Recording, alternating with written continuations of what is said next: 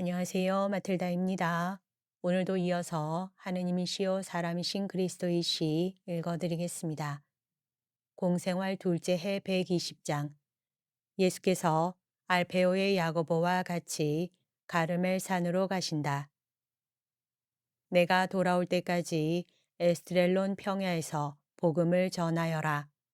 하고 어느 청명한 날 아침나절 사도들이 키손 근처에서 음식을 조금, 즉 빵과 과일을 먹고 있는 동안에 예수께서 명령하신다. 사도들은 마음이 썩 내키지 않는 것 같다. 그러나 예수께서는 그들의 행동 방식에서 지켜야 할 기준을 주시면서 그들을 격려하시고 이렇게 말씀을 끝맺으신다. 그뿐 아니라 내 어머니가 너희와 같이 계시다. 내 어머니께서 너희에게 좋은 의견을 주실 것이다. 조가나의 농부들에게 가서 안식일에 도라의 농부들에게 말을 하도록 노력하여라. 그들에게 원조금을 주고 마륵지암의 할아버지께 아이의 안부를 전하고 장막절 즈음에서 아이를 데려갈 것이라고 말해서 격려해 드려라. 그 불행한 사람들에게 너희가 가진 것을 줄 수 있는 모든 애정, 너희들에게 있는 돈을 모두 주어라. 걱정하지 말아라. 돈은 나가는 것처럼 또 들어온다. 비록 우리가 빵과 과일로만 산다 하더라도 절대로 굶어 죽지는 않을 것이다. 그리고 그 중에 헐벗은 사람을 보거든 옷을 주어라. 내 옷까지도, 아니 내 옷을 제일 먼저 주어라. 우리는 절대로 헐벗지는 않을 것이다. 그리고 특히 나를 찾는 비참한 사람들을 보거든 무시하지 말아라. 너희는 그렇게 할 권리가 없다. 어머니 다녀오겠습니다. 하느님께서 내 입으로 너희 모두에게 강복하시기를 바란다. 아주 안심하고 가거라. 야고보야 오너라. 선생님은 배낭도 안 가지고 가십니까? 하고 주님이 길을 떠나시면서 배낭을 가지고 가시지 않는 것을 보고 토마가 말한다. 필요 없다. 길 가는데 더 자유로울 것이다. 비록 그의 어머니가 서둘러서 빵과 치즈와 과일을 가득 넣었지만 야고보도 그의 배낭을 가지고 가지 않는다. 두 분은 얼마 동안 키손 게울의 제방을 따라가다가 가르멜 산으로 가는 처음 비탈을 오르기 시작하더니 남아있는 사람들의 시야에서 사라진다. 어머님, 저희들은 어머님께 맡겨져 있습니다. 저희들을 인도해 주십시오. 저희들은 아무것도 할 줄 모르니까요. 하고 베드로가 겸손하게 인정한다. 성모님은 안심시키는 미소를 지으시며 말씀하신다. 아주 간단하네. 자네들은 예수의 명령을 따르기만 하면 되네. 그러면 모든 것이 잘 돼 나갈 거야. 가세.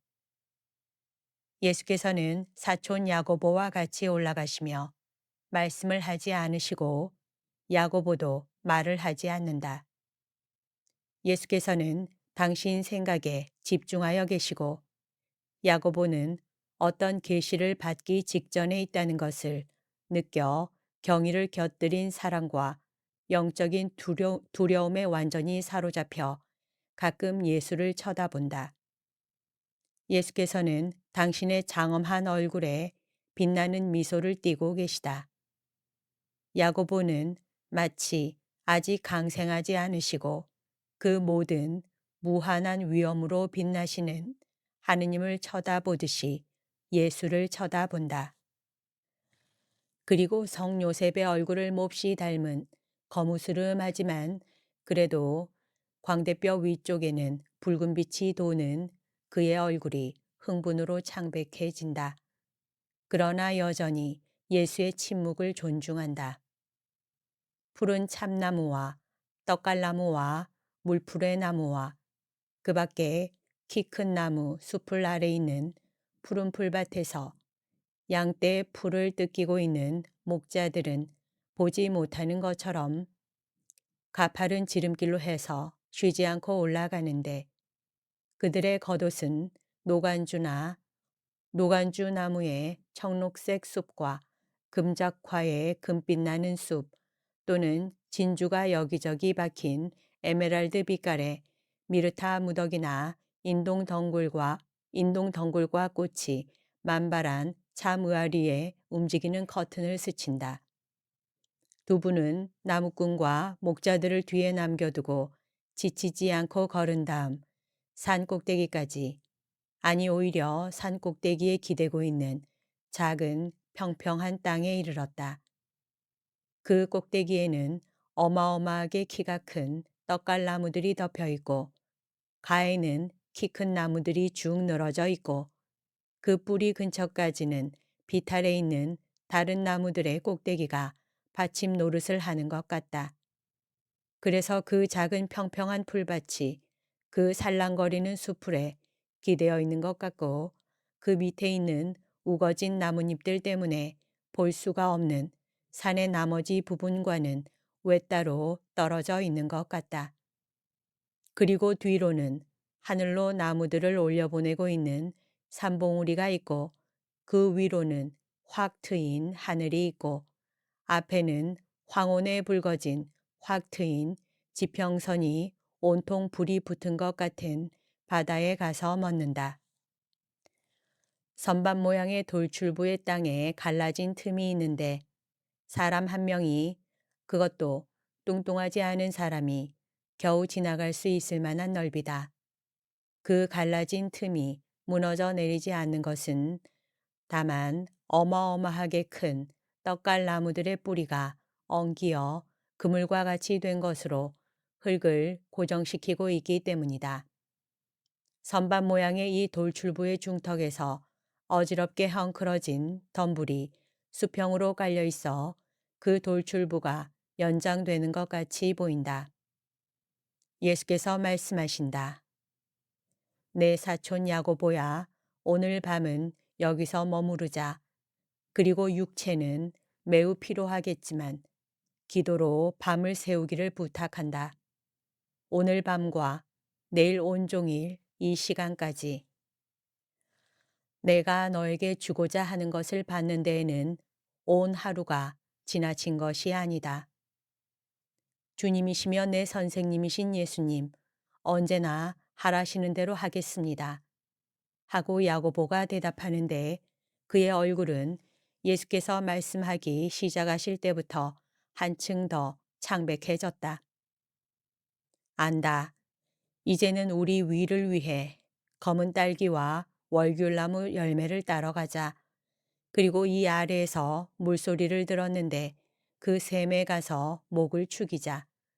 그러니 겉옷을 동굴 속에 놓아두어라. 가져갈 사람이 아무도 없다.